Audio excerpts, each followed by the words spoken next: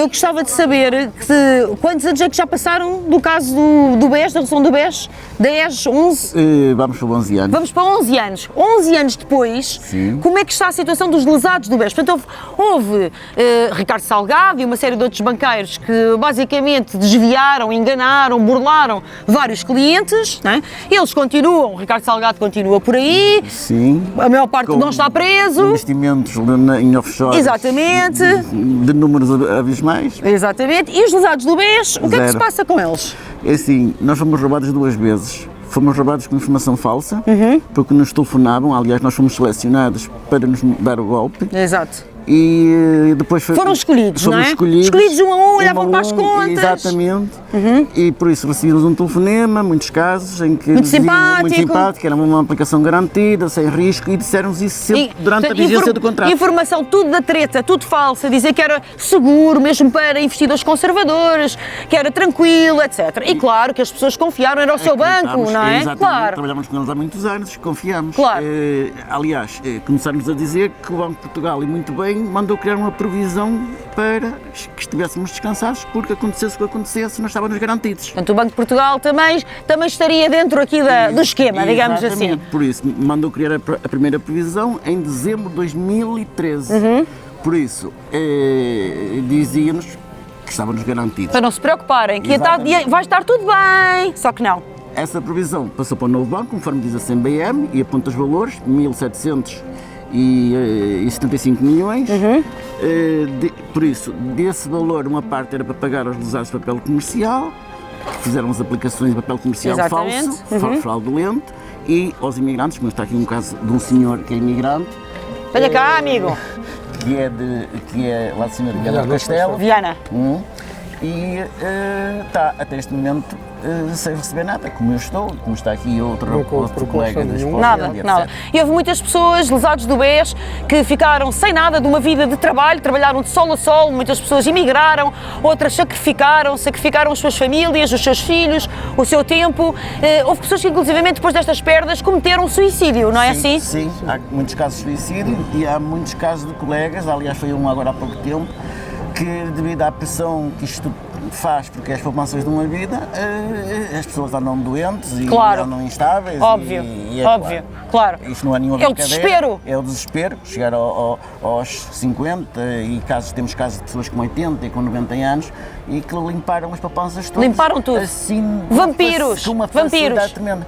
Quando há uma previsão que a CMBM diz e que passou para o novo banco e o próprio Banco de Portugal também o disse em várias cartas que nós já temos. Pessoas que emigraram, vocês reparam bem isto, pessoas que trabalharam de sol a sol, que emigraram, que deixaram a pele no relevado, sangue, suor e lágrimas, e que de um dia para o outro, tudo o que tinham arrecadado, fruto do seu trabalho, de uma forma honrada, pura e simplesmente desapareceu. E quanto a isso, ninguém é responsabilizado. Quanto a isso, estas pessoas não são ressarcidas. Isto é Portugal, mas isto tem que deixar de ser Portugal e nós temos que transformar este país. Sejam as vítimas nos bairros de criminosos protegidos pelo Estado, sejam as vítimas dos grandes bancos e dos grandes magnatas dos poderes instalados, nós não podemos deixar mais passar este tipo de corrupção e de comportamento humilhante. Nós estamos fartos e Portugal tem que se transformar, Portugal tem que se levantar, tem que dizer presente e tem que, de uma vez por todas, lutar até conseguir vencer contra estes globalistas que nos querem derrotar, mas nós não vamos deixar. Vocês continuam na luta?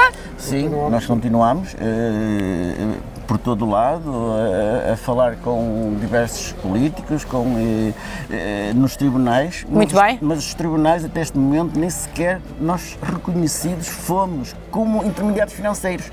E temos outros casos de pessoas que já receberam. Temos casos. Por isso nós estamos a ser discriminados de várias maneiras. Certo. Primeiro porque a previsão serviu para pagar aos grandes, claro. não serviu para pagar aos pequeninos. Claro.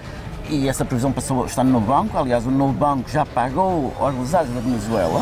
Certo, tenho ideia disso. E nós nada, quando a tranquilidade também foi dada como garantia para sermos ressarcidos daquilo que era nosso.